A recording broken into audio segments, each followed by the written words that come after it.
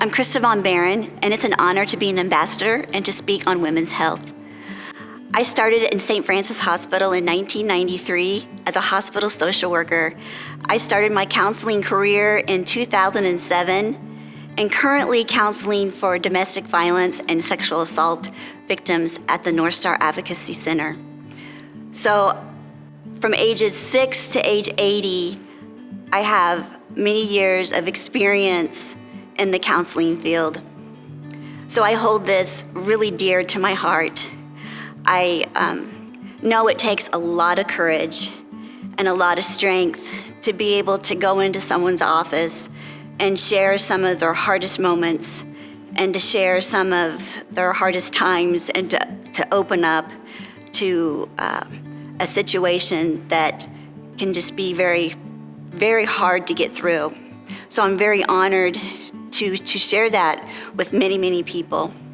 So my experience has taught me that we are not just strengthening one woman when I'm working with them in counseling. It's not just about that one woman that I'm working with. It is a whole community. So when I'm doing counseling and they're telling me their hardest times, I'm trying to instill that they can trust me, that we can build up that strength, that we're gonna talk about some of the hard things that I hope that they know that it's gonna be hard, but I'm gonna be by their side. And when they leave my office, that they can say, I'm thankful that she's on my side. I take great pride in that, and I want all my clients to feel that comfort. But we're not just strengthening that one woman. Example, maybe it's the 6-year-old little girl that come into my office when her little body was torn up from being abused, not just one time, but 2 years from the person that was supposed to love her most. And that little girl then came back when she was a teenager, and we continued to do counseling.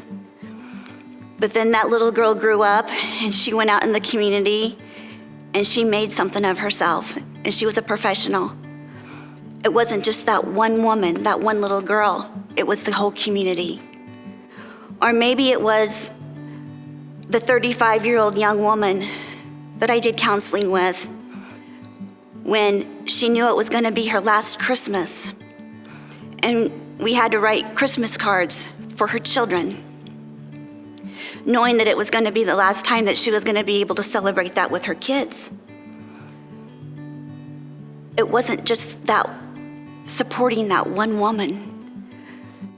Because then later on, I found out that her daughter became a hospice nurse. So it was supporting the community. Or maybe it was the mom that came in and her 15-year-old son committed suicide.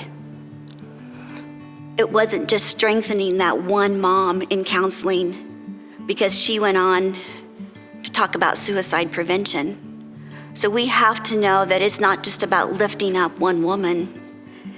It's about supporting the whole community, and it's about all of us working together in the community to support women's health. Many women still feel pressure to be the emotional anchor to their family units.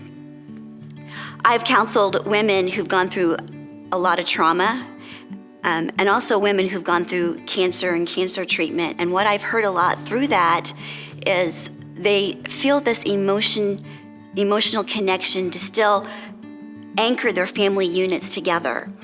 And what that means is they are still trying to manage family. They are still trying to maybe run small children here and there. They are maybe having a job, trying to manage the family household. At the same time, they are the patient. They're the ones that are getting the chemo. They're the ones that have had the mastectomy. Maybe they're the ones bringing home the new baby, maybe bringing home the baby to a family with already 3 or 4 children, trying to be the emotional anchor to that family that women, sorry men, but women tend to take that role on. And I just feel we need to do a better job of supporting them. Yes, It's been where we have meal trains, and maybe some of the churches provide some meals when somebody brings a baby home, or we know of somebody who's had a mastectomy or cancer treatment. That takes the pressure off. It sounds small, but it is a huge, huge deal when somebody has had treatment and they're coming home and they know, oh, it's going to be a relief to have meals fixed for a week or two. It takes that small pressure off of that family unit just to know that. And we can come together as a community to make that better for that family unit. Some mothers often fear that if they admit to some mental health issues, such as postpartum depression or anxiety, or something that we don't talk too much about is sleep deprivation in counseling, that they may feel like they're an unfit mother or they're a bad mother, and they don't want to talk about that because they don't want to be judged.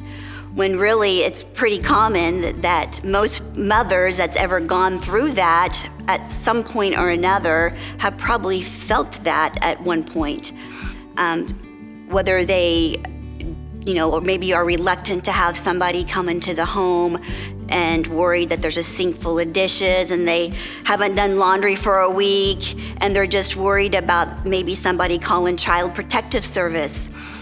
As a counselor, I want to make that normal. I want to normalize that somebody can walk into the doctor's office, their OB doctor, or a counselor's office and say, I don't know when the last time was I took a shower, or I'm having a lot of anxiety right now and I need some help. And not feeling like something bad's going to happen to them because they're reaching out for some help. We can do a good job. We can do a better job at supporting and making sure they don't feel alone. To me, defining community support for women would be that the female population would feel like there's a connection, feeling like women are important, that they are cared about, ensuring that no woman has to get through it alone. And the key word to me is alone. So when I'm asked, what is my why? Why is it important to me? It's because I don't want people to go through this alone. All the years I've done counseling, I want to do what is best for that client. I want them to know that I'm by their side.